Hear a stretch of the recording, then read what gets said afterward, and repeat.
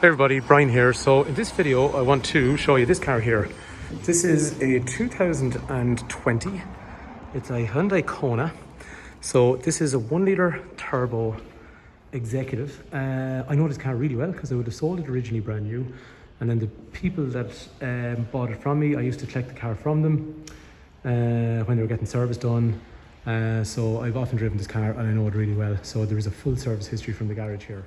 So anyway, in this video, we're going to, I'm trying to show off. This is an indoor showroom that we've started using for pre-owned cars like this.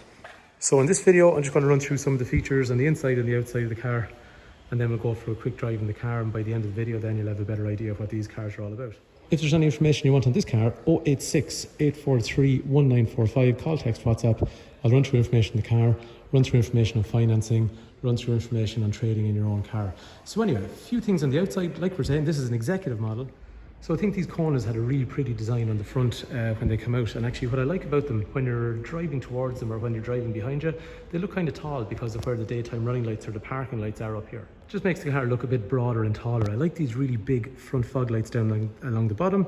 The dipped and full headlights are in through here. And in this case then, these have become the parking lights while the headlights are on, but normally they would be a daytime running light during the day. The grille looks really nice on the front of these cars. So it's one of the things that catches your attention.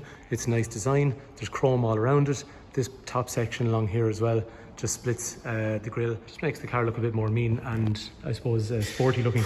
There's more of a silver cladding. So if you look at these, see this one over here?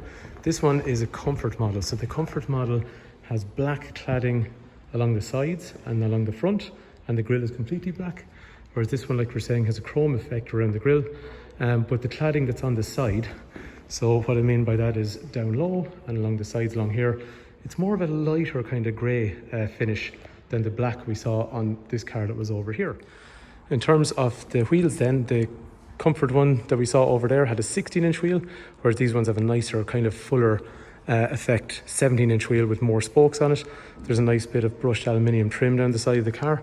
There's these roof rails that are up high if you want to put roof bars from left to right for things like a roof box, like something like that up there to sit on top here. And then around to the rear, again, similar kind of cladding we talked about.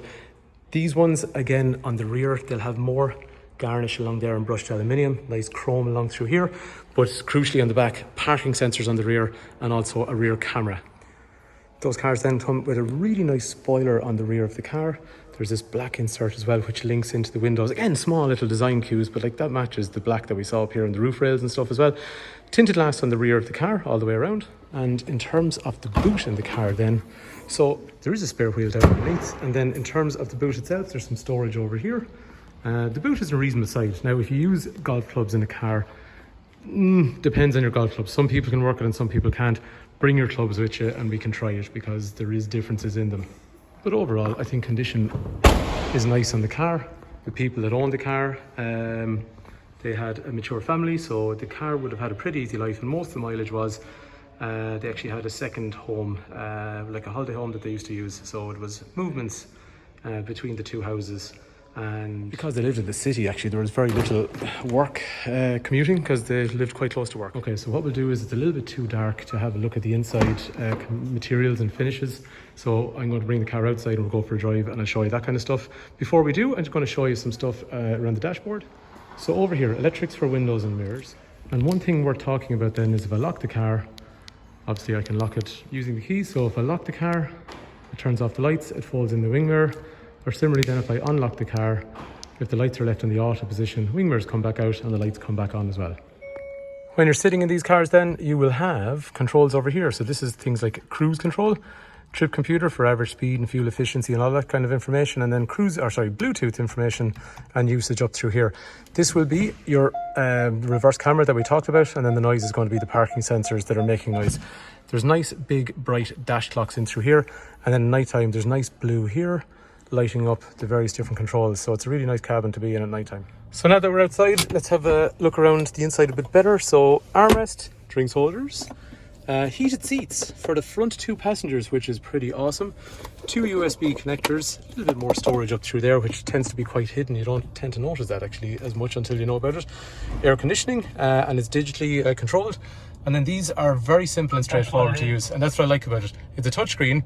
But I got a radio area and I got an Apple CarPlay Android Auto area, which allows me to use Google Maps, but it's easy and distinct, so it's not difficult to navigate.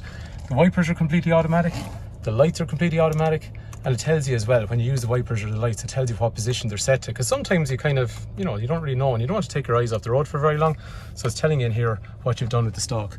Over here it also has lane departure warning, which warns you if you drift out of your lane. Actually, one thing I did forget to say was that seat is completely adjustable height-wise, the steering wheel is adjustable in and out and up and down, and then they have that nice, I know I should have done this when the car was outside, the interior is in nice condition, and it's kind of a dark grey with a peripheral light grey section all the way around, and that's the same in the rear of the car then as well. The rear of the car will have 3 head restraints, 3 3-point safety belts, and ISOFIX over here and ISOFIX over there as well. And yes, I did totally forget to look at the boot when I was outside, but there's a bit more light where it's parked now, so again, that's just to give you an idea of what the boot's like. And if you want, you can drop that down and you can have a really much deeper boot by dropping that section just like that. And yes, one more thing I forgot, this has lumbar support for your lower back, so if you do long journeys and you suffer with your lower back, there'll be a section here you can adjust to make it harder, which is better for your lower back. When you're driving the car then, so you get this kind of, I suppose, feeling of elevated driving. So this is an SUV, so the idea is that you get a nice taller driving position. Visibility is really good all the way around, so nice big mirrors. And the windows, you know, there's good visibility. You'll see in a sec, we'll do a bit of a 3-point turn anyway. The engine's a 1-litre turbocharged engine, so that's 120 horsepower. And normal people achieve around kind of 40-ish miles per gallon. That's about 6.5 litres per 100 kilometres. But like we're saying, nice high driving position, but a really nimble, straightforward, easy car to drive. So if you're driving a, you know, medium-sized hatchback, then as an SUV, this is actually going to feel the same. But you get that nicer feeling that it's higher and the visibility is quite good. So the engine, it runs off a timing chain, which is pretty useful because you never have to replace that. So in terms of maintenance costs in cars like these, they're not bad at all. You're looking at annual servicing and it's really straightforward.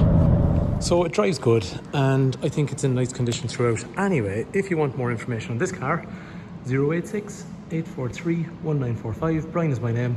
Call, text, WhatsApp. I'll be happy to run through information on the car or trading your car or financing this car. This car will be supplied with a warranty until 2025. Anyway, hopefully the car is of interest. Hopefully the video has been useful. Thanks for watching.